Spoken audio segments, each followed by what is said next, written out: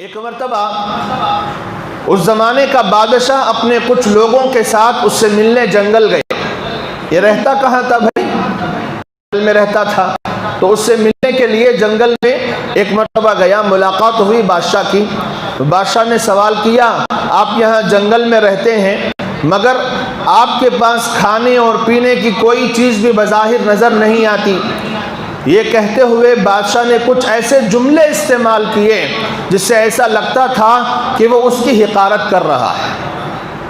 اس کی بادشاہ کی بات چیت سے، اس کے مکالمے سے یہ بات ظاہر ہو رہی تھی کہ وہ افلاطون کی حقارت کر رہا ہے، اس کی تحقیر کر رہا ہے، اسے کمتر دکھانے کی کوشش کر رہا ہے۔ نہ تمہارے پاس کھانے کے لیے کوئی چیز ہے، پینے کے لیے کوئی چیز ہے، اور اچھی زندگی بسر کرنے کے لیے کوئی چیز تمہارے پاس نہیں ہے۔ تو اس طرح کے جملے آدمی کب استعمال کرتا ہے؟ جیسے آج کل کے مالداروں کے جملے بمقابلہ غریبوں کے ہوتے ہیں۔ تو بہرحال افلاطون نے بھانپ لیا، اور یہ بات اس کو بہت ناگوار گزری کہ دنیا کو ہی یہ بادشاہ بہت سمجھ رہا ہے، سب کچھ سمجھ رہا ہے، اور ہماری یہ حالت دیکھ کر ہم کو حقیر سمجھ رہا ہے۔ اس لیے افلاطون نے بادشاہ کو کچھ سبق پڑھانا چاہا، تھا تو عقل مند نا، سبق دینا چاہا۔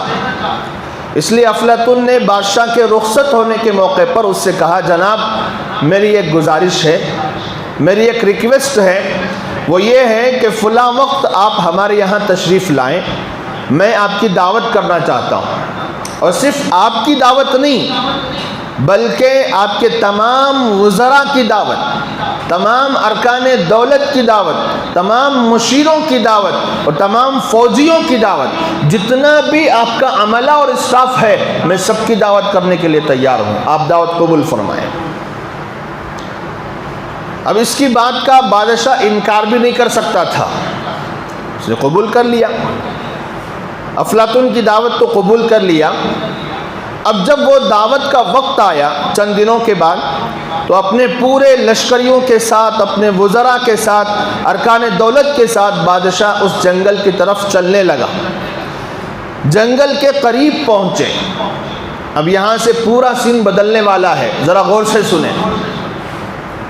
جب جنگل کے قریب پہنچے تو سب کو دور سے ہی نظر آ رہا ہے کہ یہاں سے وہاں تک عظیم الشان بلڈنگیں بنی ہوئی ہیں، جنگل میں بڑی بڑی عمارتیں بنی ہوئی ہیں، خوبصورت راستے بنے ہوئے ہیں،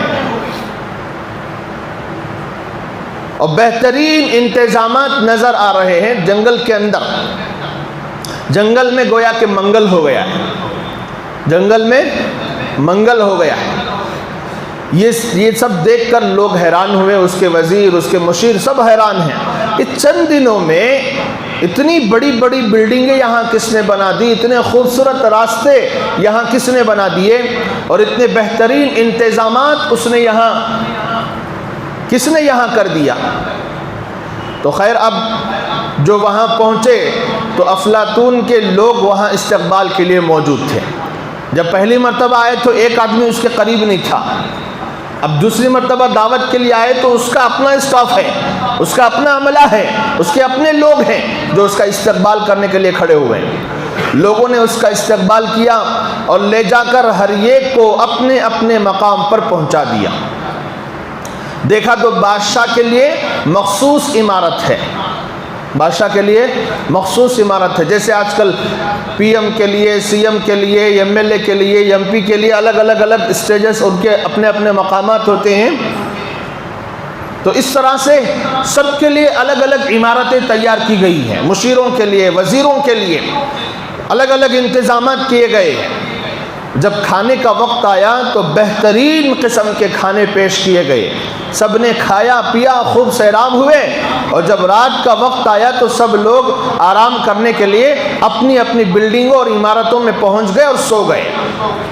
اب پھر سین چینج ہونے والا ہے، سب کھا پی کر سو گئے، لیکن جب صبح اٹھے تو دیکھتے ہیں جنگل میں نہ کوئی بلڈنگ ہے، نہ کوئی راستہ ہے، نہ کوئی بچھونا ہے، اور نہ ہی کوئی ووڑنا ہے، سب نیچے زمین پر پڑے ہوئے ہیں، وہ بھی جنگل میں۔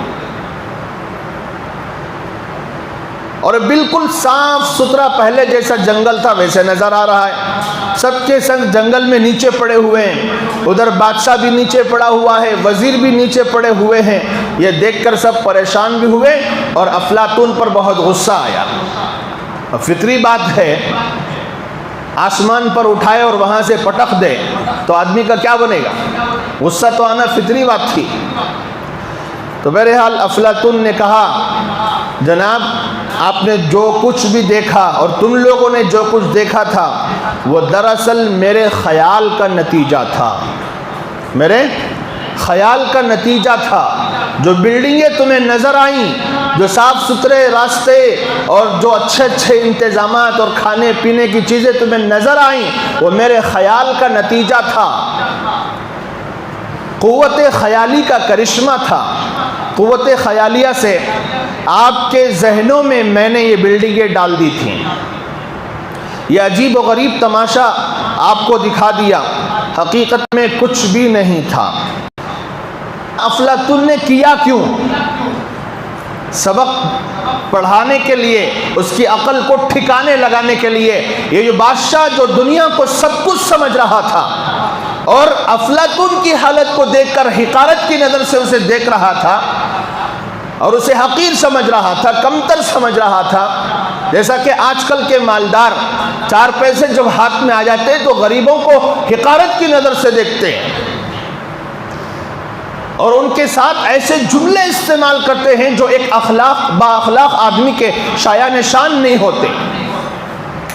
تو بہرحال یہ جو بادشاہ نے افلاطون کے ساتھ رویہ اختیار کیا تھا اور مال اسباب کا نشہ جو اس کے سر پہ چڑھا ہوا تھا، اس کو اتارنے کے لیے، اس نشے کو نکالنے کے لیے افلاطون نے قوت خیالی کا استعمال کرتے ہوئے ایسے انتظامات کر دیے کہ دیکھنے والوں کو لگا کہ واقعتاً یہ بلڈنگیں ہیں، یہ راستے بنے ہوئے ہیں، یہ اچھے عجیب و غریب کھانے ہیں، لذیذ اور مزیدار کھانے ہیں۔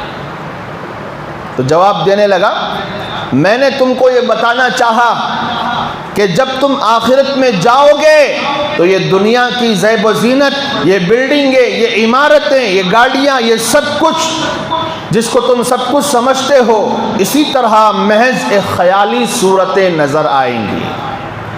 گویا کہ دنیا کی حقیقت کو بتانے کے لیے اتنا بڑا پروگرام اس نے سیٹ کر دیا۔ آخرت میں آدمی کو دنیا کی حقیقت ایسے ہی نظر آئے گی جیسے بادشاہ کو اور اس کے وزیروں کو اور اس کے مشیروں کو افلاطون کی قوت خیالیہ کے چلتے جو بلڈنگیں اور راستے اور کھانے نظر آئے تھے، ٹھیک اسی طرح ہم کو آخرت میں دنیا کی حقیقت سمجھ میں آئے گی۔ بات سمجھ میں آ رہی ہے؟ جیسے بادشاہ کو لگا کہ بہت بڑی بڑی بلڈنگیں بنی ہوئی ہیں، خوبصورت راستے بنے ہوئے ہیں، کھانے پینے کا اچھا انتظام ہے، حالانکہ وہ کچھ نہیں تھا، وہ سب کرشمہ تھا قوت خیالیہ کا۔ ٹھیک اسی طرح ہمیں آخرت میں سمجھ میں آئے گا کہ دنیا کی حقیقت کیا تھی۔ اس لیے میں نے شروع میں کہا کہ جو آدمی دنیا کی حقیقت کو دنیا میں سمجھے گا، آخرت اس کی بن جائے گی، اور جو دنیا میں سمجھے بغیر چلا گیا، جیسے بادشاہ نے اپنے مال پر اترایا، اپنی دولت پر اترایا، اپنے جاہ و جلال پر اترایا اور اپنے خدام پر اترایا اور افلاطون کو حقارت کی نظر سے دیکھنے لگا، اس کی عقل تو ٹھکانے لگ گئی قوت خیالیہ کے چلتے، لیکن ہماری عقل ٹھکانے لگے گی موت کے بعد۔ عقل مند وہی ہے جو دنیا کی حقیقت کو دنیا میں سمجھے، مرنے کے بعد